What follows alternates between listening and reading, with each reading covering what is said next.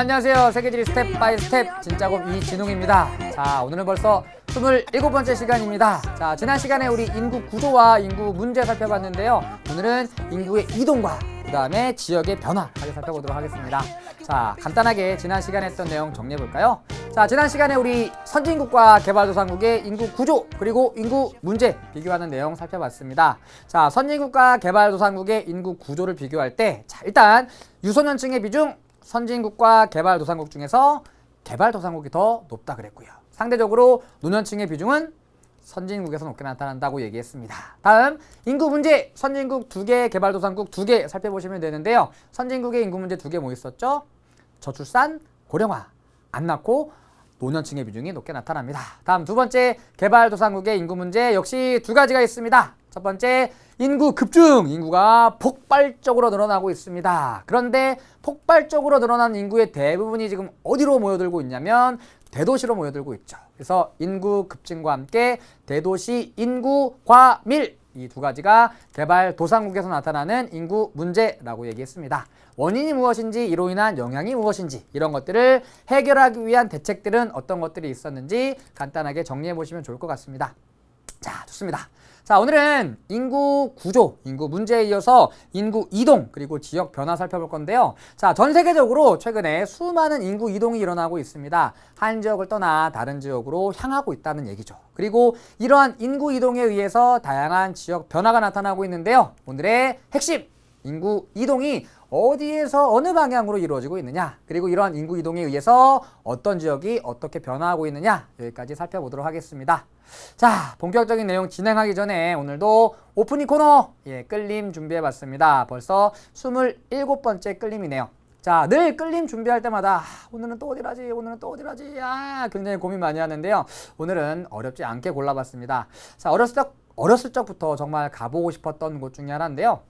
미국의 서부 지역에 가면 수많은 건조 지형들이 나타나거든요. 여러분들 이 벙어리 장갑처럼 생긴 지형 본 적 있으세요? 네, 그 지형이 있는 곳입니다. 바로 어디냐면 모뉴먼트 밸리라는 곳입니다. 자, 오늘은 모뉴먼트 밸리 소개해 드릴게요. 자, 모뉴먼트 밸리는 미국 서남부의 유타주 남부로부터 애리조나주 북부에 걸쳐 퍼져 있는 지역 일대의 명칭입니다. 그 이름을 처음 들어본 사람도 이곳의 모습이 낯설지 않을 텐데요. 과거 여러 서부 영화의 무대가 됐던 바위 기둥이 솟은 황무지가 바로 이곳입니다. 또 포레스트 검프, 백투더 퓨처 등 수많은 유명 영화가 이곳에서 촬영되었습니다. 게다가 이곳에 거주하는 나바오 인디언들은 선풍적인 인기를 끌었던 영화 아바타 속의 나비족 모티브가 되었던 부족입니다. 그래서인지 모뉴먼트 밸리는 미국 서부의 풍광을 상징하는 곳으로 여겨질 뿐 아니라 지구가 아닌 다른 행성을 연상시키는 신비한 자연 경관을 지닌 곳으로 알려져 있습니다. 모뉴먼트 밸리는 메사라고 하는 테이블형의 대지나 한층 더 침식이 진행된 뷰트라고 하는 바위산이 곳곳에 분포하고 있어 마치 기념비가 줄지어 있는 듯하다고 해서 붙여진 이름입니다. 이 아름답고 독특한 지형은 2억 7천만 년 전의 지층이 오랜 세월 풍화와 침식을 받으면서 형성되었습니다. 게다가 현재에도 풍화가 진행되고 있기 때문에 바위산의 형태는 계속해서 바뀌고 있습니다. 얼핏 쓸쓸해 보이는 황량한 풍경처럼 보이지만 거대한 바위 기둥을 맞닥뜨린 순간 그 어떤 웅장한 마법보다 더 큰 감동을 받게 됩니다. 계곡 입구의 언덕은 최고의 전망 포인트로 웨스트 미튼 뷰트, 메릭 뷰트, 이스트 미튼 뷰트로 불리는 세 개의 커다란 모뉴먼트를 관찰할 수 있습니다. 미튼은 벙어리 장갑, 뷰트는 외딴 산을 뜻하니 이름만으로도 모뉴먼트 밸리의 지형적 특성을 짐작할 수가 있습니다. 이외에 세 자매가 손을 잡고 있는 모양의 세 자매, 인디언 종교 의식에 등장하는 토템 모양의 토템 폴 등도 모뉴먼트 밸리의 명소 중 하나입니다. 자, 오늘은 미국 서부에 위치하고 있는 모뉴먼트 밸리 소개해드렸습니다. 자, 여러분들 미국에 여행할 계획을 갖고 계시다면 여러분들 아마 그 뉴욕이나 워싱턴과 같은 미국 북동부를 아마 여행 가기로 계획하는 경우가 많을 텐데요. 저는 만약에 미국에 가보게 된다면 아직까지 안타깝게 미국에 못 가봤습니다. 혹시나 미국에 가게 된다면 이 미국 서부 지역을 일주하고 싶은 항상 욕심을 갖고 있습니다. 많은 분들이 이제 지리 선생님들 중에서 미국 서부를 갔다 오신 분들이 많은데요. 차를 타고 다니시면서 여러 곳들을 몇 날 며칠 밖에서 비박을 해가면서 이 서부 지역에 발달해 있는 수많은 지형들을 관찰하는데요. 정말 평생 내 눈에 담아두고 싶은 아름다운 지형들이 많다고 합니다. 특히나 밤에 아름다운 별이 반짝이는 사막에서 캠핑을 하는 것도 굉장히 아름다운 경험이라고 하는데요. 여러분들 굉장히 막 발달되어 있고 편의시설이 잘 갖춰져 있는 대도시도 좋지만 가끔은 이런 황량한 사막이 여러분들의 어떤 감정에 더 많은 자극을 주는 경우도 있습니다. 여러분들 미국 북동부가 아니라 서부 지역도 꼭 한번 여행해 보셨으면 좋겠습니다. 자, 오늘 모뉴멘트 밸리 소개 여기까지 마치도록 하고요. 본격적으로 27강 진행해 보도록 하죠. 자, 서두에 말씀드렸듯이 오늘은 국제적인 인구 이동에 대해 살펴보도록 하겠습니다. 자, 인구 이동입니다. 이동이라고 하는 것은 어딘가를 떠나서 어딘가로 향한다는 얘기겠죠. 자, 그럼 왜 이동하느냐? 원래 살던 곳에서 무언가 불만족스럽던 것이 있었던 것이고요. 이 불만족스러웠던 것들을 해결해 주는 무엇인가가 내가 가고자 하는 어딘가에 있기 때문이겠죠. 자, 그래서 우리 인구 이동의 요인을 크게 흡입 요인과 배출 요인으로 살펴볼 수가 있는데요. 첫 번째는 배출 요인입니다. 말 그대로 내 보내는 요인이죠. 아, 나는 여기 정말 오랫동안 살고 싶은데 이 지역의 상황이 더 이상 나를 여기 살 수 없도록 만드는 요인이라고 보시면 됩니다. 자, 여러분들 이사 많이 다녀보신 분들 많을 텐데요. 이사 갈 때 어머니 아버지가 얘야 개똥아 우리 이사 갈 거야. 왜요? 그냥 이런 경우 없죠. 무언가 여기에서 부족한 것들이 있기 때문에 그러한 것들을 보충하고자 다른 지역으로 떠나는 겁니다. 자, 이때 그 지역에서 떠나가게 만드는 요인을 바로 배출 요인이라고 얘기합니다. 그래서 빈곤, 그 다음에 낮은 임금. 아, 열심히 일해도 한 달 동안 받는 월급이 너무 적어요. 저축하고 나면 한 달 동안 생활이 불가능합니다. 더 많은 돈을 벌고 싶어요. 그 다음에 직장이 너무 없을 경우, 그 다음에 교육과 문화적 수준이 좀 낮은 경우, 또는 인종적, 정치적 억압과 같은 것들이 행해지면 더 이상 그곳에서 살지 못하고 다른 지역으로 빠져나가게 되는 것이죠. 이것이 바로 배출 요인입니다. 자, 어떤 곳에서 떠나게 만드는 배출 요인이 있다면 또 어떤 지역으로 끌어다니는 호로록 우와 끌어다니는 흡입 요인도 있겠죠. 두 번째는 흡입 요인입니다. 자, 반대라고 생각해 주시면 되겠죠. 한 지역에서 빠져나가게 만드는 요인은 곧 다른 지역에서 어떤 사람들을 끌어들이는 요인이 됩니다. 그래서 일자리가 굉장히 풍부해요. 오, 이 회사에서 잘리더라도 충분히 다른 지역에 취업할 수 있고요. 여기에 가면 내가 회사를 골라서 취직할 수 있어요. 뭐 이런 것들. 또는 임금이 엄청 높아요. 와우, 예! 우리나라에 수많은 외국인 노동자들이 들어오고 있는데요. 이 외국인 노동자들도 대부분 높은 임금 때문에 이 가족들과 헤어지고 빠이빠이 짜이젠 이러면서 우리나라로 들어옵니다. 왜냐하면 우리나라에서는 상대적으로 저임금에 속하는 직종에 종사하거든요. 그런데 그 나라의 물가와 비교했을 때는 엄청나게 높은 수준의 임금이라고 얘기하죠. 그래서 이곳에서 생활하는 생활비를 제외하고 그 나라의 본국에 송부를 하더라도 충분히 그 지역에서 여러 식구가 먹고 살 수 있답니다. 그래서 우리나라에 많은 외국인 노동자들이 들어오고 있는 거죠. 높은 임금. 그리고 높은 교육 수준을 갖추고 있거나 쾌적한 환경이 나타나는 곳 또는 문화시설이 갖추어져 있는 곳들도 역시 사람이 살기에 좋은 곳들이기 때문에 사람들을 끌어다니는 이러한 흡입 요인이 될 수가 있겠죠. 자, 결국 인구 이동은 어떤 지역에서 배출 요인이 나타나서 어떤 곳에 어떠한 흡입 요인이 나타나는 곳으로 이동하냐 요걸 살펴보시면 됩니다. 어딘가 떠나는 곳은 배출 요인이 있는 곳, 그리고 이 사람들이 향하는 곳은 흡입 요인이 있는 곳 이렇게 살펴보시면 되겠죠. 자, 그래서 이동 요인 살펴봤고요. 자, 다양한 이동 요인에 의해서 우리는 국제적인 또는 국내의 인구 이동을 크게 여러 가지 유형으로 나눠볼 수가 있습니다. 보죠. 인구 이동의 유형. 자, 먼저 이동 범위에 따라 그리고 이동 기간에 따라 이동 의사에 따라서 인구 이동의 유형을 나눠볼 수가 있는데요. 자, 먼저 이동 범위에 따라서 나눌 때는 국내 이동과 국제 이동으로 나눠볼 수가 있습니다. 자, 여러분들 학교 가거나 학원 가거나 또는 친구들이랑 놀러 가거나 영화 보러 가거나 차 마시러 가거나 이러한 것들 모두 다 국내 이동에 속합니다. 여러분들 이미 수많은 이동 속에 살아가고 있는 것이죠. 자, 그런데 가끔 방학 때 우리나라를 떠나 다른 나라로 향하게 되죠. 그런 것들은 국제 이동이 되는 것이죠. 그래서 국내 이동과 국제 이동으로 나눠볼 수 있고요. 다음, 이동 기간에 따라서도 나눠볼 수 있습니다. 이동 기간에 따라서 나눌 때는 일시적 이동, 그리고 영구적 이동으로 나눠볼 수가 있습니다. 자, 일시적 이동은 말 그대로 잠깐 갔다 오는 거죠. 여행 갔다 오는 거, 또는 유학 갔다 오는 거, 또는 일이 있어서 잠깐 출장 갔다 오는 거. 물론 아주 오랜 기간 동안 출장이나 유학을 갔다 오더라도 나는 여전히 우리나라 소속, 우리나라 국민이니까 일시적 이동이 되고요. 영구적 이동은 아예 그 나라에 살러 가는 거죠. 이민, 이주 같은 것들 영구적 이동에 속합니다. 자, 세 번째로 이동 의사에 따라서도 인구 이동을 나눠볼 수가 있는데요. 내가 원해서 가는 경우는 자발적 이동, 다른 사람에 의해서 강제로 이동하는 것은 강제적 이동이라고 볼 수가 있겠죠. 자, 최근에는 대부분 자발적으로 이동을 하죠. 다른 사람에 의해서 야, 너 여기 살지 마. 절로 가. 일로 와. 너 이 새끼. 야, 일로 가자. 이렇게 강제적으로 이동하는 경우는 별로 없고요. 강제적 이동과 관련해서 시험에 나오는 거는요. 과거에 있었던 아프리카계 흑인의 아메리카로의 이동 있죠? 예, 아메리카의 아프리카계 흑인의 아메리카 이동. 이게 가장 대표적인 예입니다. 그래서 이 아프리카계 흑인이 노예 무역에 의해서 아메리카로 많이 이동을 하게 되는데요. 대표적인 강제적 이동이고요. 여러분들 세계지리에서 공부하는 내용 중에 강제적 이동은 요거 하나밖에 없다고 생각하시면 됩니다. 그래서 대부분의 이동은 자발적 이동이다. 자, 중요한 것은 오른쪽에 나와 있는 내용입니다. 자, 인구 이동을 이동 원인에 따라서도 구분해 볼 수가 있습니다. 자, 네 가지가 있는데요. 하나씩 살펴볼게요. 자, 첫 번째는 경제적 이동입니다. 자, 여러분들 경제하시면 굉장히 어렵게 생각하시는 경우가 많은데요. 경제를 정말 아주 간단하게 얘기해 보자면 뭐와 관련이 있나요? 돈과 관련이 있죠. 자, 그럼 경제적 이동, 쉽게 얘기하면 돈 벌러 가는 겁니다. 취업을 목적으로 한 이동이라고 할 수가 있겠죠. 다른 나라에 돈을 벌러 가는 경우, 경제적 이동이라고 얘기합니다. 다음 두 번째는 종교적 이동이고요. 일반적으로 종교적인 박해를 견디지 못해 다른 지역으로 빠져나가는 경우를 종교적 이동이라고 얘기합니다. 역시 이 강제적 이동과 마찬가지로 현재는 뭐 종교적인 박해가 있는 나라는 별로 없으니까 최근에 인구 이동 중에 종교적 요인에 의한 이동은 많이 없습니다. 자, 종교적 이동과 관련해서 자주 나오는 거는요. 이 청교도들의 이동 있죠? 청교도들의 이동. 그래서 영국에 거주하던 청교도들이 이 영국 국교회 탄압에 못 이겨서 야, 너 청교도 계속 믿을래?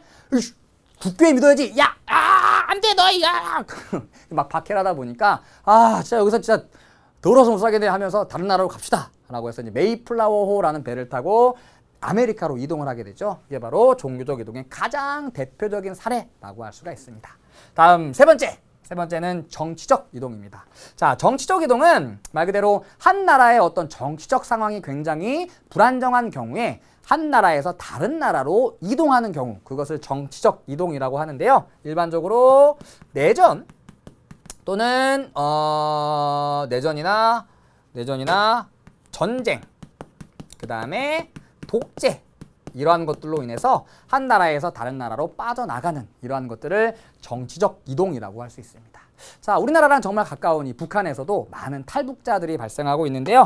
이런 탈북자들의 이동도 독재에 이기지 못한 정치적 이동이라고 볼 수 있고요. 그 다음에 아프리카에서 수많은 나라에서 내전이 발생하고 있죠. 이 내전으로 인해서 군인들 말고 일반인들은 막 옆에서 막 총소리 나고 막 폭탄 뻥뻥 터지는데 거기서 살 수 없으니까 다른 지역으로 피난을 가게 됩니다. 그런 것도 정치적 이동이라고 볼 수가 있겠죠. 그래서 내전, 전쟁, 독재 이 세 가지 기억해 두시면 됩니다. 다음 네 번째는 환경적 이동인데요. 대표적인 예가 이제 뭐 지진이라던가 다양한 자연재해, 그 다음에 최근 들어서 지구 온난화로 인한 기후 변화, 그리고 뭐 사막화 현상, 이러한 것들로 인해서 그 지역이 더 이상 사람이 살만한 곳이 아닌 지역으로 변해버리는 것이죠. 예를 들어서 과거에 막 평화로운 초원에서 가축들 풀 뜯어 먹이면서 책 보면서 막 차 마시고 했는데 사막화 현상이 진행됨에 따라 풀이 사라졌어요. 가축들이 먹을 풀이 없어졌네? 어떡하지? 우리 가축들 굶어 죽을 것 같아. 안 되겠어. 다른 지역으로 가자. 예, 그게 바로 환경적 이동이라고 볼 수 있고요. 또는 최근에 지구온난화 때문에 해수면이 상승하고 있죠. 그러면서 저지대가 침수됨에 따라 다른 지역으로 떠나가는 것들, 그런 것들도 환경적 이동이라고 볼 수가 있습니다. 자, 그래서 시험에 자주 나오는 건 바로 이거죠. 이동 원인에 따른 분류. 그래서 자료를 하나 제시하고요. 이 이동은 과연 어떤 이동에 속하나요? 이러한 것들이 이 내용과 관련해서 자주 나오는 내용입니다. 자, 일단 최근에 많이 일어나고 있는 이동들은 우리 계속해서 살펴볼 거고요. 최근에 일어나고 있는 인구 이동과 함께 과거에 일어났던 인구 이동도 시험에 자주 나옵니다. 그래서 우리 과거의 인구 이동 먼저 살펴보고 넘어갈게요. 자, 보시는 자료가 바로 과거의 인구 이동 관련된 자료입니다. 그래서 가부터 살펴보도록 하겠습니다. 자, 일단 인구 이동을 살펴볼 때는요. 출발지, 어디를 떠나서 어디로 가느냐 요거를 살펴보시면 됩니다. 자, 먼저 가부터 보죠. 자, 가는 북서 유럽과 남부 유럽을 떠나 아프리카로도 가고요. 오세아니아로도 가고요. 아하, 앵글로 아메리카와 라틴 아메리카로 가네요. 자, 유럽 사람들이 대항해 시대의 신대륙을 찾아 식민지 개척을 위해서 다른 대륙으로 이동했던 것들. 그래서 식민시대의 이동, 식민지 개척을 위한 이동이라고 볼 수 있고요. 다음 자, 나는 여기 아프리카에서 출발합니다. 아프리카에서 출발해서 대부분 아메리카 지역으로 가고 있죠. 자, 유럽 사람들이 앵글로 아메리카와 라틴 아메리카를 식민 지배하게 됩니다. 땅은 엄청나게 넓어요. 여기서 농사 지어야겠다. 아하, 여기 엄청나게 많은 지하 자원이 있네. 아우, 지하 자원 캐야지. 일할 사람이 필요한 거죠. 자기들이 직접 하긴 싫으니까. 그래서 일할 사람을 데리고 오는 겁니다. 어디에서? 아프리카에서. 아프리카 노예의 강제적 이동. 그래서 아까 강제적 이동은 이거 하나밖에 없다 그랬죠? 아프리카에서 아메리카로 이동한 아프리카계 흑인들의 이동을 보여주고 있는 이동이고요. 다음 다는 인도에서 다른 지역으로 빠져나가고 있네요. 자, 인도가 영국으로부터 식민 지배를 받았을 때 영국 사람들의 어떤 이 모진 박해에 이기지 못해서 인도 사람들이 다른 지역으로 떠나가게 되는데요. 그러한 이동을 보여주고 있습니다. 다음 라는 파란색이고요. 중국에서 동남아시아로도 가고요. 우리나라로도 오고 미국으로도 이동하고 있네요. 자, 중국의 경제 사정이 조금 안 좋아지고요. 그다음 외세, 유럽 열강들의 자꾸 침입이 지속됨에 따라 그리고 중국 사람들 중에 무역 같은 것들을 통해서 경제적인 성장, 경제적인 축적을 이룬 사람들이 많았거든요. 그래서 중국에서 여전히 중국 국적을 갖고 있지만 다른 나라에서 경제 활동을 하는 사람들, 이 사람들 화교라고 부르죠. 화교의 이동을 나타낸 것입니다.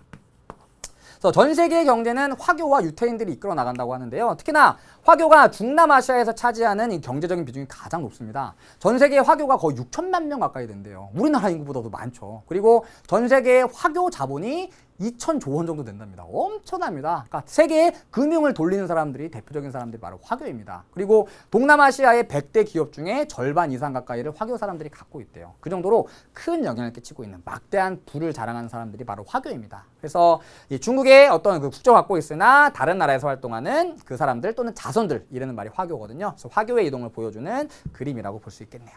자, 여기까지 과거의 인구 이동 살펴봤고요. 다음에 우리 최근에 그림 보고요. 그림 살펴본 다음에 최근의 인구 이동 살펴보죠. 자, 이거는 이제 과거의 인구 이동 중에서 아프리카계 흑인의 강제 이동을 나타낸 것입니다. 자, 라틴 아메리카와 앵글로 아메리카로 이동하게 되는데요. 먼저 미국의 목화 농장에 많은 흑인 노예들이 일을 하게 되거든요. 그래서 남부 지역의 목화 농장에서 흑인들이 일을 하는 모습이고요. 오른쪽 역시 흑인들이 일을 하고 있는데요. 이거 뭔가요? 우리 사진으로 본 적이 있는데 굉장히 달달한 맛이 나는 바로 사탕수수입니다. 사탕수수. 사탕수수 농장에서 일하는 흑인들의 모습을 보여주고 있습니다. 그래서 사탕수수라고 하는 기호작물을 재배하는 플랜테이션 농장의 모습을 보여주고 있는 것이고요. 다음 아래쪽은 이제 노예 무역에 사용되었던 배를 보여주고 있는데요. 자, 여기에 그려져 있는 이 까만 사람들이 바로 흑인들입니다. 거의 인간으로서 취급을 받지 못했고요. 먼 거리를 이동해야 되기 때문에 최대한 한 배 많은 사람들을 실어야 되겠죠. 마치 장작처럼 이 사람들을 막 일자로 포개가지고 이렇게 아프리카에서 아메리카까지 그 먼 거리를 이동했대요. 얼마만큼 힘이 들었을지 짐작되지도 않는데요. 그만큼 굉장히 좀 인간 이하 취급을 받았던 것이죠. 얼마나 힘들었을까요? 강제적으로 이동한 인구의 강제 이동의 사례를 보여주고 있습니다.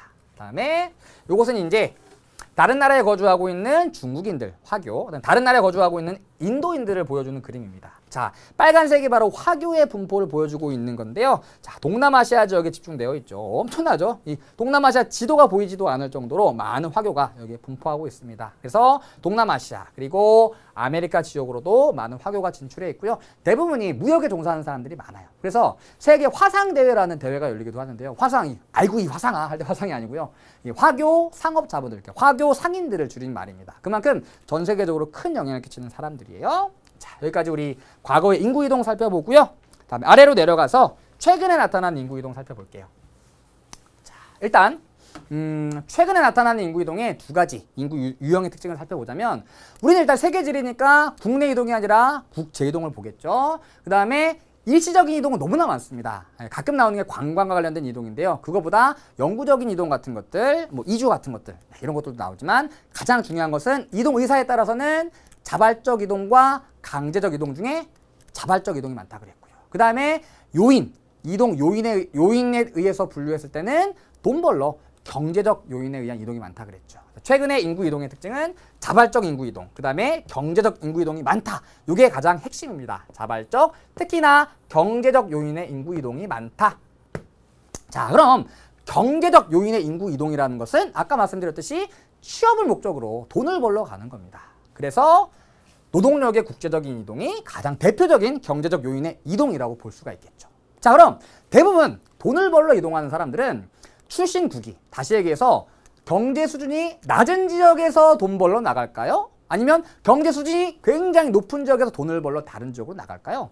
당연히 조금 상대적으로 경제적 수준이 낮은 지역에서 경제적 수준이 높은 나라로 이동을 하겠죠. 그래서 현재 노동력의 국제적 이동은 개발도상국에서 선진국으로 이동하고 있다. 이게 바로 현재 경제적 인구 이동의 방향성의 특징입니다. 그래서 개발도상국, 상대적으로 임금 수준이 낮고 일자리가 별로 없는 개도국에서 선진국으로 이동한다. 자, 이러한 이동의 특징을 바탕으로 우리는 대륙별 인구 이동도 정리해 볼 수가 있는데요. 자, 대륙별 인구 이동.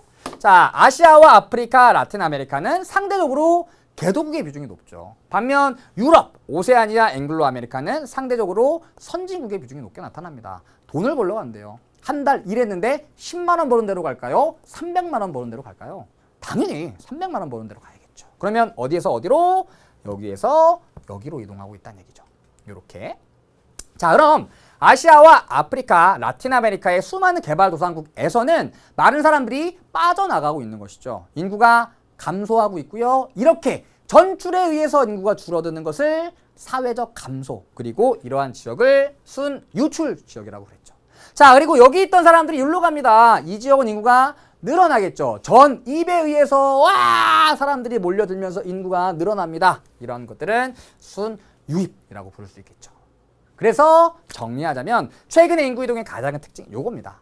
경제적 목적에 의해서 개도국에서 선진국으로 이동을 하고 있고, 그리고 개도국에서는 순유출이, 선진국에서는 순유입이 나타난다. 이렇게 정리해 볼 수가 있습니다. 자, 그럼 자료 몇 개 보고 가죠. 자, 첫 번째 자료는 여러 나라의 순이주자 수를 보여주는 자료입니다. 그래서 하늘색과 파란색은 순유입 지역, 다음에 빨간색과 주황색은 순유출 지역을 보여주는 겁니다. 자, 그럼 볼까요? 빨간색과 주황색이 분포하고 있는 지역, 아시아 지역, 다음에 아프리카, 그 다음에 라틴 아메리카가 많죠. 자, 반면 하늘색과 파란색이 나타나고 있는 지역은 영국이라뇨. 유럽, 그 중에서도 북서부 유럽.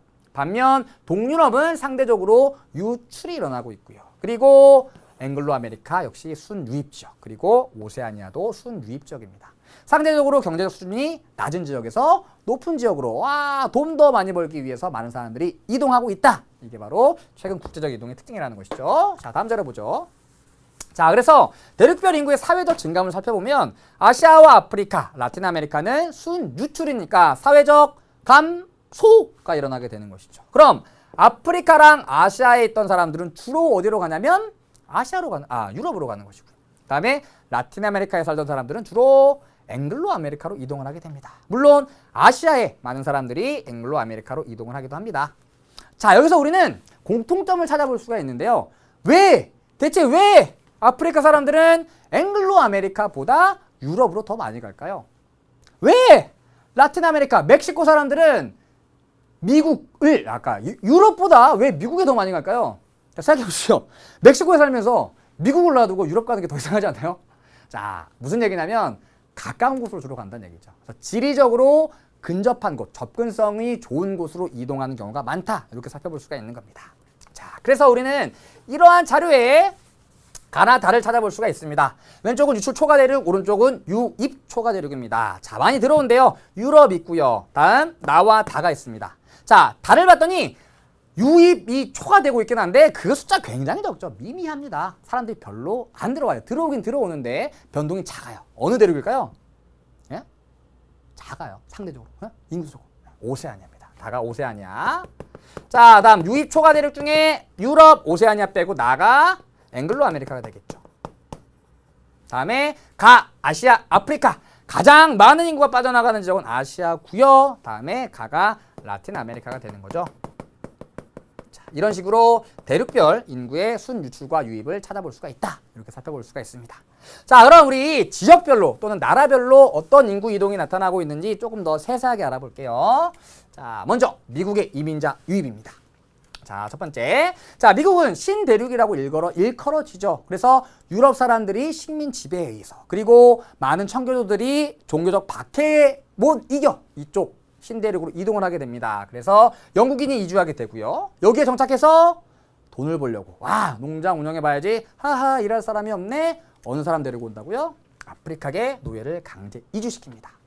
자, 그래서 17에서 18세기에는 영국인과 아프리카계 노예가 비중이 높게 나타나고요. 다음 19세기 후반에서 20세기 초가 되면 유럽계, 많은 유럽 사람들이 앵글로 아메리카, 미국으로 이주를 하게 됩니다. 자, 이 사람들이 먼저 가서 어느 정도 터를 잡아 놓은 거죠. 자, 처음에는 저기 좀 불안해요. 그래, 저기 땅도 넓고 좀 잘 살 수 있을 것 같은데 혹시 망하지 않을까? 혹시 저 괜히 타지에 가서 내가 죽지는 않을까? 저기 가서 내가 잘 먹고 잘 살 수 있을까? 약간 불안한 마음이 있었다가 먼저 간 사람들이 어느 정도 터전을 잡아놓고 이제 거기는 살만한 곳이다 라는 것이 밝혀지면서 많은 사람들이 미국에서 유럽에서 미국으로 넘어가게 되는 것이죠. 그리고 20세기 후반과 현재 이르면 아시아와 히스패닉들이 유입되게 되는데요. 대부분 노동력, 다시 얘기해서 저임금 단순 노동력을 갖춘 사람들이 미국으로 들어오게 됩니다. 자, 자료 보죠. 자, 왼쪽이 바로 청교도들의 이동을 보여주는 그림입니다. 우리 지난번에도 한번 봤었죠. 그래서 배를 타고, 메이플라워라는 배를 타고 가족들이 전체적으로 영국으로 넘어온 거예요. 종교적 박해를 이기지 못하고 나는 종교적으로 자유로운 곳에 가고 싶어 해가지고 다 같이 넘어온 것이죠. 그리고 두 번째, 아까 봤던 모카 농장에서 일하는 아프리카계 노예들의 모습입니다. 그래서 유럽계 이민, 그 다음에 아프리카계 흑인들이 강제적 이동에 의해서 미국으로 넘어오게 되고요. 그리고 점차 미국의 영토가 넓어지게 되고 특히 이 서부에서 금광이 발견됩니다. 와우! 너도 금 하면서 서쪽으로 꼬꼬꼬 하는 걸 골드러시라고 부르죠. 그러면서 나라가 확장이 되고 이 미국의 경제력이 높아지게 되면서 더 많은 유럽인들이 미국으로 몰려들게 되는 것이죠. 그리고 최근에는 이 라틴 아메리카, 아시아, 유럽, 캐나다, 기타 중에 1990년부터 99년 그리고 2000년부터 2009년까지 와우 50% 40% 특히나 라틴 아메리카에서 넘어오는 사람들이 엄청나게 늘어나고 있습니다. 자, 이 사람들은 왜 오는 거라 그랬어요? 이거잖아요.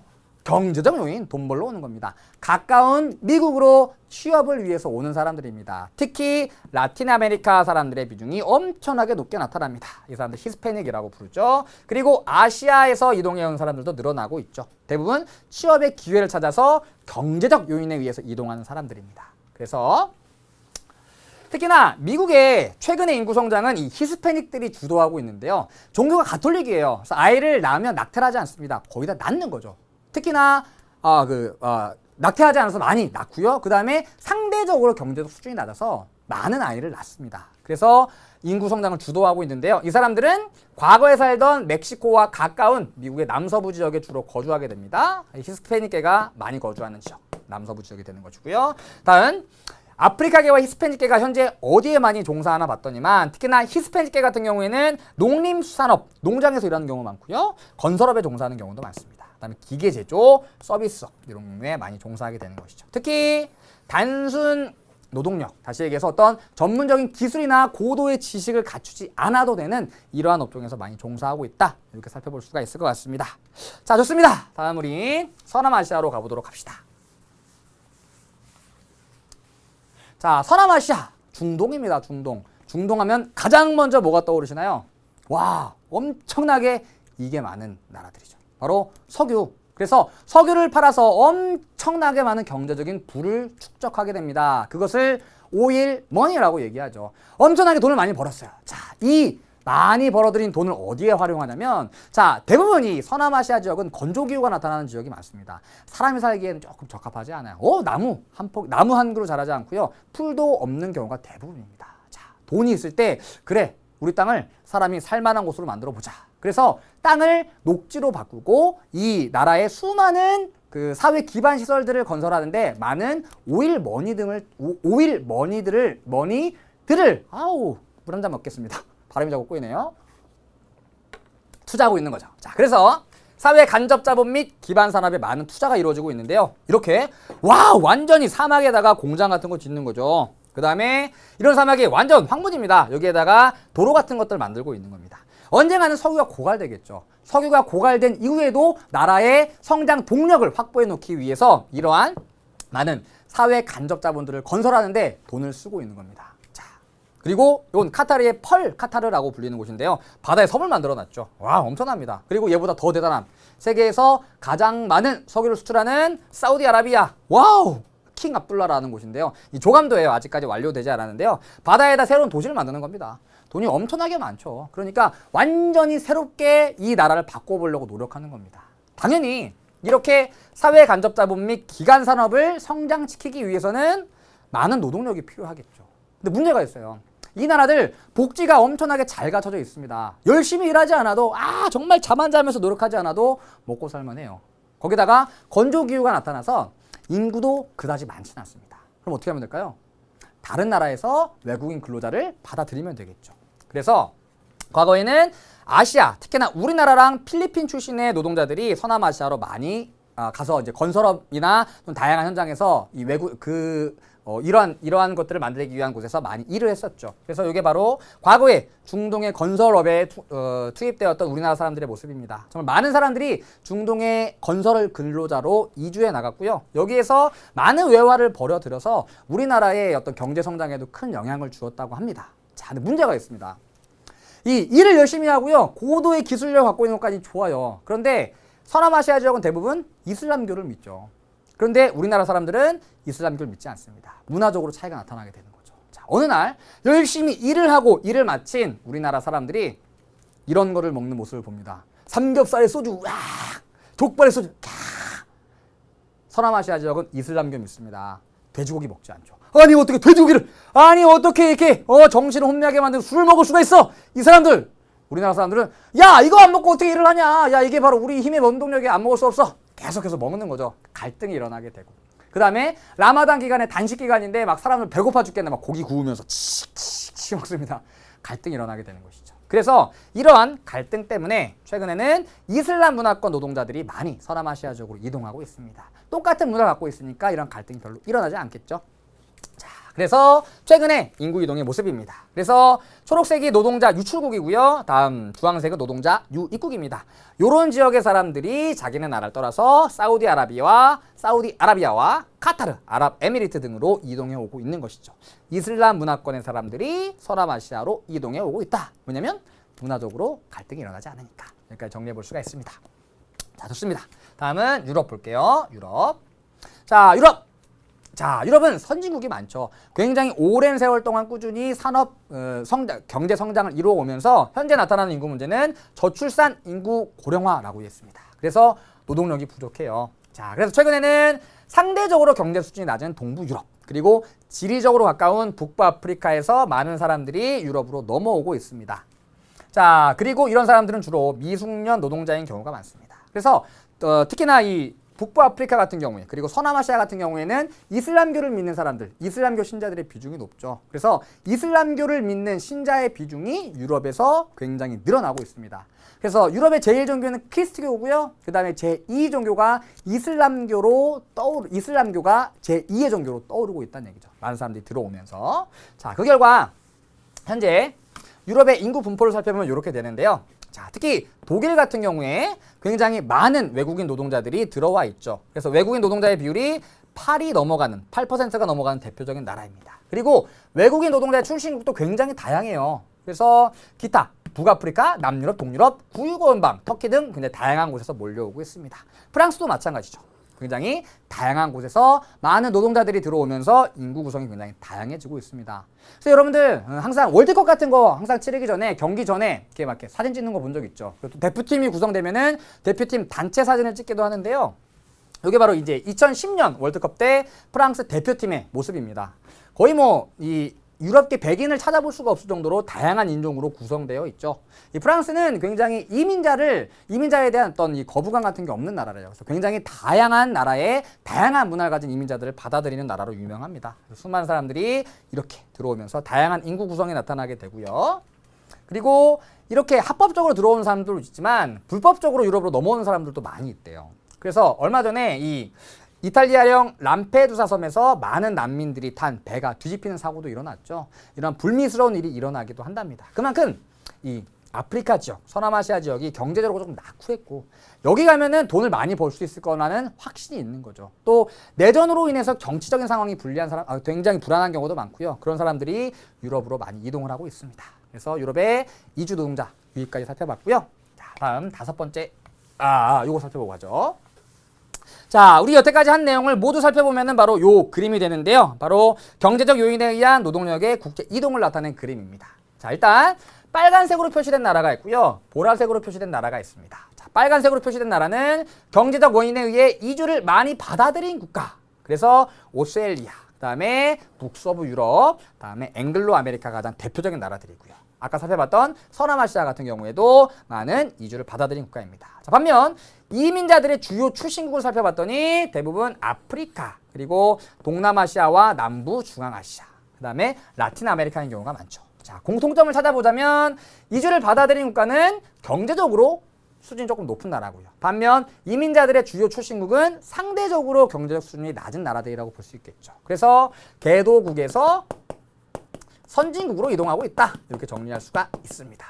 다음 2번째. 자, 어떤 사람들이 이주를 하나 살펴봤더니 숙련 노동자가 가기도 하고요. 반면 미숙련 노동자가 가기도 한대요. 이 숙련 노동자는 상대적으로 교육 수준이 높은 고소득 직종입니다.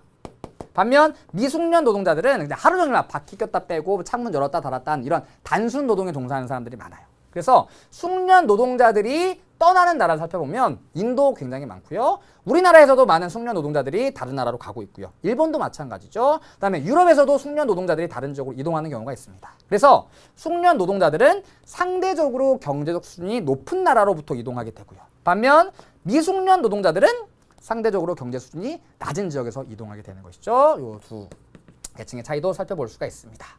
자, 좋습니다. 요 그림까지 우리 오늘 살펴봤던 내용 요 그림으로 한번 정리해봤고요. 자, 아래로 내려가면은 우리 인구 이동의 영향 나와 있죠. 여기까지 살펴볼게요. 인구 이동의 영향. 자, 인구 이동의 영향은 크게 순유출 국가, 다시 얘기해서 빠져나가는 국가와 그다음에 순유입 국가, 사람들이 들어오는 국가로 나눠볼 수가 있습니다. 자, 먼저 순유출 국가, 실업률이 하락합니다. 그리고 외화 유입을 통해 경제가 활성화된대요. 다시 얘기해서 이 나라에서 직장을 갖지 못했던 사람들이 다른 나라로 떠나가니까 이 나라의 실업률은 떨어지겠죠. 그리고 이 사람들이 다른 나라에서 돈을 번 다음에 그 나라 본국으로 돈을 보내주겠죠. 그러면서 외화가 유입되게 됩니다. 다음, 반면 국가 내 노동력 부족 문제가 나타날 수도 있습니다. 너무 많은 사람들이 빠져나가다 보면 막상 자기네 나라에선 일할 사람이 없어지게 되는 것이죠. 자, 반면 순유입 국가에서도 여러 가지 영향이 나타나기도 합니다. 첫 번째, 저임금 노동력을 확보할 수 있다는 장점이 있고요. 반면 문화적 차이로 인한 갈등이 나타날 수도 있습니다. 그래서 긍정적인 영향과 부정적인 영향을 모두 갖고 있다. 이렇게 살펴볼 수가 있고요. 우리 여러 유입 지역 중에 미국 그리고 유럽의 여러 가지 지역의 변화를 한번 살펴볼게요. 6번 마지막 주제입니다. 자, 먼저 미국 보죠. 자, 미국도 전 세계에서 수많은 노동자들이 미국으로 많이 이주를 해오고 있습니다. 경제적인 요인에 의해서. 첫 번째, 문화적인 다양성이 커지고 있죠. 그래서 미국을 문화 용광로, 인종의 용광로라고 부르기도 하죠. 두 번째, 인종별 문화적 차이에 따라 거주지가 나뉘어지게 되는데요. 우리 이미 인종, 민족의 분포할 때 살펴봤던 내용입니다. 그렇죠? 다음 2번째, 유럽입니다. 자, 유럽은 인구 구성이 다양화되고 있고요. 2번째, 이주 노동자들과 기존 주민들 간의 문화적 차이로 인한 갈등이 나타나고 있습니다. 자, 일단 이주 노동자들은 대부분 이슬람교를 믿는 경우가 많고요. 반면 기존 주민들은 주로 크리스교를 믿는 경우가 많죠. 그래서 이슬람교와 크리스교 사이에 갈등이 나타나고 있는데요. 여러 사례들이 있지만 2가지 정도 준비해봤습니다.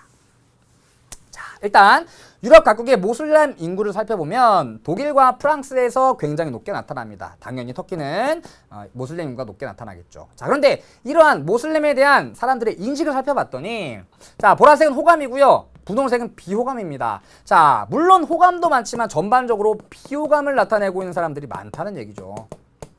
자, 이러한 인식의 차이들 때문에 기존 주민과 이주해 온 외국인 근로자 간의 여러 가지 갈등이 나타나고 있습니다. 대표적인 나라가 바로 프랑스인데요. 자, 여러분 요거 혹시 아세요? 자, 프랑스에서는 부르카 금지법이 발효가 됐습니다. 그래서 이 프랑스에 거주하고 있는 수많은 이슬람계 여성들이 부르카, 히잡, 니캅 같은 것들을 이용해서 신체를 가리고 다니는데요. 이것들이 여성의 자유를 억압하고 여성 인권을 탄압한다. 그래서 프랑스에서는 착용하지 말아라 라고 얘기했던 것이죠. 자, 그런데 정작 이슬람 여성들은 이렇게 시위를 진행하고 있습니다. 자, 베일이 여성의 자유입니다 라고 얘기하고 있고요. 그 다음에 자유 따위 지옥에 나가라. 정말 강력하게 자신의 어떤 의사를 표현하고 있는 것이죠. 그러니까 프랑스 사람들이 보기에는 이것들이 정말 여성을 낮게 보는, 굉장히 여성의 인권을 탄압하는 것이겠지만 이 사람들은 종교적인 신념에 의해서 절대 포기할 수 없는 겁니다. 그래서 여태까지 살아온 어떤 문화적인 그런 것들의 차이가 있기 때문에 이런 갈등이 나타나고 있고요. 그리고 얼마 전에 발생했던 샤를리 앱도라고 하는 곳에서 마호메트라고 하는 이 이슬람교의 메시아를 비난하는 그림을 신었죠. 이렇게 비하하는 그림을. 그래서 이슬람계 사람들이 이 출판사를 습격했고요. 많은 사람들이 죽었습니다. 그러니까 유럽 전체에서는 또 야, 나는 니네가 무섭지 않아. 그래가지고 이슬람교를 믿는 사람들을 이제 좀 싫어하게 되는 이런 문화가 또 퍼지게 되고 있는 것이죠. 그래서 특히나 이슬람계 노동 근로자의 유입이 많은 프랑스에서 이러한 갈등들이 많이 나타나고 있습니다. 이게 인구이동에 의해서 나타나고 있는 지역 변화라고 볼 수가 있겠죠. 자, 이런 것들에 뭐 어떤 해결의 정답은 없는 것 같아요. 이 대화와 어떤 서로의 문화를 이해하는 자세들이 필요한데요. 부르카를 금지하는 게 옳으냐 또는 금지하지 않는 게 옳으냐는 뭐 어디를 기준으로 판단하는 좀 다르겠지만 어쨌든 인구 이동에 의해서 다양한 사람들이 한 나라에 섞여 살아가고 있는 만큼 서로의 문화를 존중하는 자세가 필요할 것 같습니다. 자, 그래서 우리 151페이지의 인구 이동의 영향까지 살펴봤습니다. 자, 오늘은 인구 이동과 지역 변화라는 내용 살펴봤는데요. 뒤쪽에 문제 몇 개 풀어보고 마치도록 할게요. 자, 먼저 스스로 풀어보기 153페이지의 2번 문제입니다. 자, 다음은 세계지리 수업의 한 장면이래요. 교사의 질문에 옳게 대답한 학생을 고르라고 합니다. 자, 가나 인구 이동에 대해 발표해 볼까요? 자, 일단 가나가 어떤 인구 이동인지 보죠. 자, 가는 중국에서 떠나 동남아시아와 미국 등지로 향한 인구 이동입니다. 자, 바로 화교의 인구 이동을 보여준 것이죠. 화교.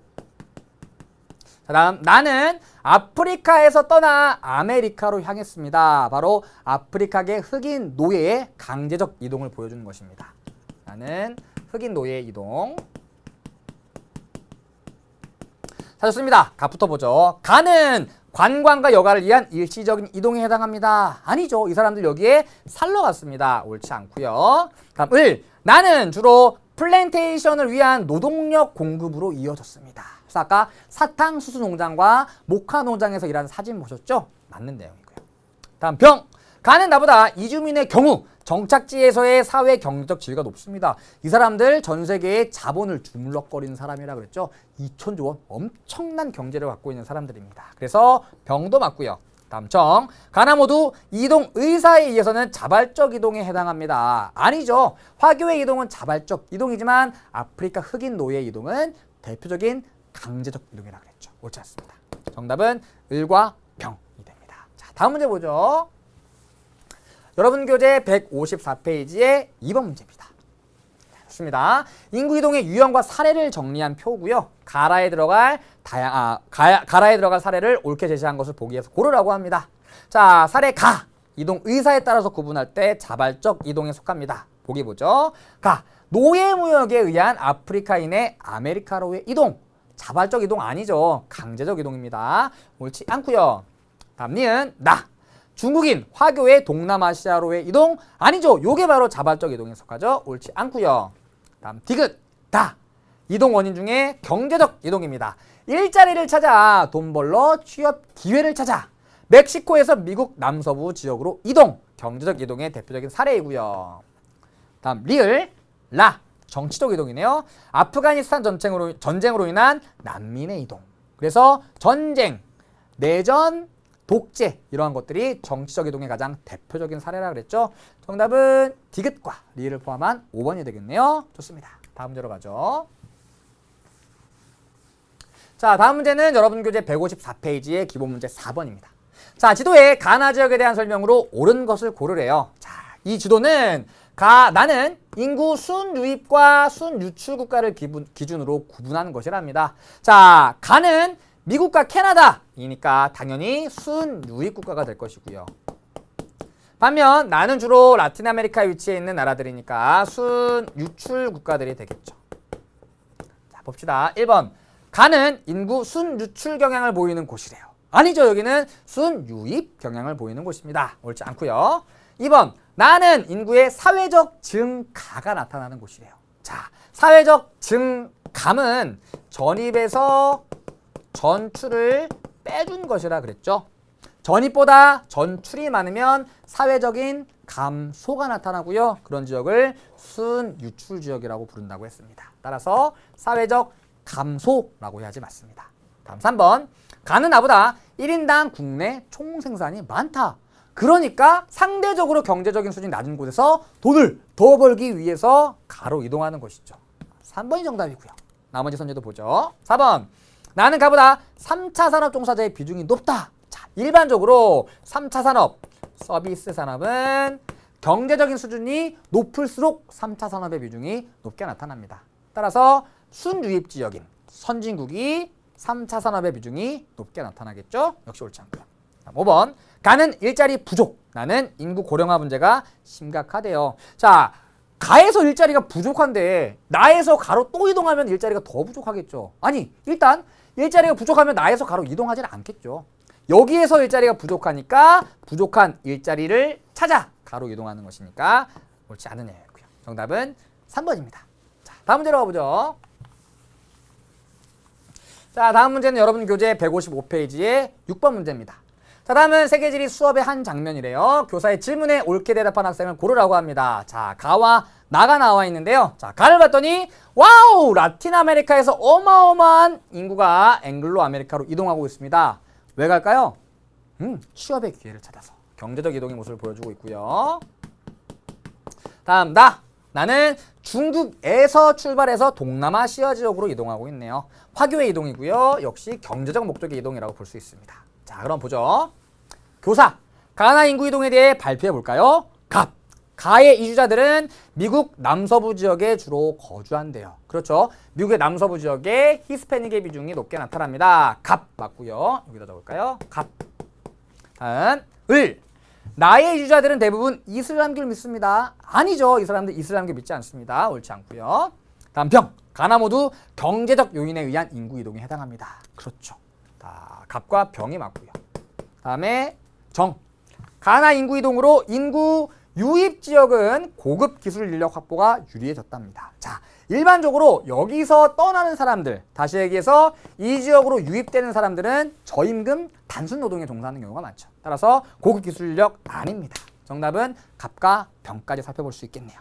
자, 오늘은 여기까지 문제 풀어보도록 하겠습니다. 자, 오늘 세계 인구 이동과 지역 변화 살펴봤습니다. 자, 오늘 배웠던 내용 중에 어떤 내용 정리해야 되는지 여러분들 기억해야 될 키워드 제시해 드릴게요. 오늘의 키워드 오케이. 좋습니다. 첫 번째. 자, 최근에 인구 이동이 이동 의사로 볼 때 또는 인구 원인으로 볼 때 어떤 이동이 늘고 있는지 알아두시고요. 적어 보시고요. 두 번째는 대륙별로 분류했을 때 순유출 지역과 순유입 지역을 구분해서 적어 보시기 바랍니다. 자, 다음 세 번째는 미국과 관련된 인구 이동인데요. 어디에서 많은 사람들이 유입하고 있는지 적어 보시고요. 네 번째는 유럽. 역시 어떤 지역에서 인구가 이주해오고 있는지 적어 보시기 바랍니다. 자, 좋습니다. 자, 오늘 학습한 내용 꼭 복습하신 다음에 오키 적어 보시고요. 수강 후기 게시판에도 남겨주시기 바랍니다. 자, 오늘도 고생 많으셨습니다. 자, 오늘까지 인구 관련된 내용은 모두 끝났고요. 다음 시간부터는 도시와 관련된 내용 살펴보도록 하겠습니다. 고생 많으셨습니다. 다음 시간에 만나요. 여러분들은 참 소중한 사람입니다. 안녕.